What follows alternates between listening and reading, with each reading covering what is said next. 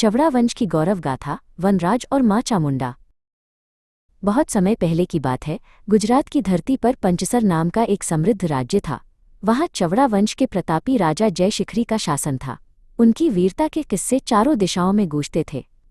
राजा अपनी प्रजा को संतान की तरह प्यार करते थे और उनके राज्य में सुख शांति का वास था। अचानक पंचसर पर विपत्ति के बादल छा गए। पड़ोसी राजा ने एक विशाल सेना के साथ आक्रमण कर दिया। राजा जयशिखरी ने अपनी मातृभूमि की रक्षा के लिए अंतिम सांस तक युद्ध किया। युद्ध के मैदान में अपनी तलवार लहराते हुए उन्होंने अदम्य साहस का परिचय दिया, लेकिन अंततः वे वीर गति को प्राप्त हुए। राजा के बलिदान के बाद उनकी गर्भवती रानी रूपमती को अपनी जान बचाने के लिए घने जंगलों की ओर भागना पड़ा। महल के ऐश्वर्य को त्याग कर वे अकेले ही कांटों और पत्थरों भरे रास्तों पर चलती रहीं। उनके मन में केवल अपने वंश को बचाने की एक लौ जल रही थी। उसी जंगल में रानी ने एक तेजस्वी पुत्र को जन्म दिया। वन में जन्म लेने के कारण उसका नाम वनराज रखा गया। उसी समय वहां से जैन मुनि शीलगुण सूरी गुजरे। उन्होंने बालक के चेहरे का तेज देखकर भविष्यवाणी की कि यह बालक भविष्य में चवड़ा वंश का खोया हुआ गौरव वापस लाएगा। वनराज जंगल के कठोर वातावरण में पले बढ़े। उन्होंने पेड़ों पर चढ़ना, जंगली जानवरों के साथ तालमेल बिठाना और धनुष बाण चलाना सीखा। जंगल ही उनका विद्यालय था और प्रकृति उनकी शिक्षिका। धीरे धीरे वे एक निडर और शक्तिशाली युवक के रूप में विकसित हुए। वनराज जानते थे कि उनका लक्ष्य बहुत बड़ा है।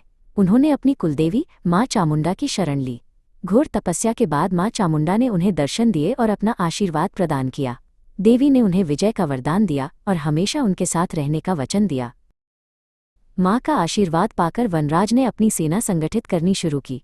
उन्हें अपने बचपन के मित्र अणहिल भरवाड़ का साथ मिला। दोनों मित्रों ने मिलकर वन के वीर योद्धाओं की एक टोली बनाई जो अपने राजा के लिए जान देने को तैयार थे। समय आ गया था अपना राज्य वापस लेने का। वनराज ने सिंह की तरह गर्जना करते हुए दुश्मनों पर आक्रमण कर दिया। उनकी वीरता के सामने शत्रु टिक न सके। वनराज ने अपनी तलवार से अन्याय का अंत किया और पंचसर की धरती को स्वतंत्र कराया। जीत के बाद वनराज ने अपने मित्र अणहिल के सम्मान में एक नए नगर की स्थापना की जिसका नाम अणहिलपुर पाटन रखा गया। वहां उन्होंने मां चामुंडा का एक भव्य मंदिर बनवाया और उन्हें अपने वंश की कुलदेवी के रूप में प्रतिष्ठित किया। चवड़ा वंश का गौरव फिर से बहाल हुआ।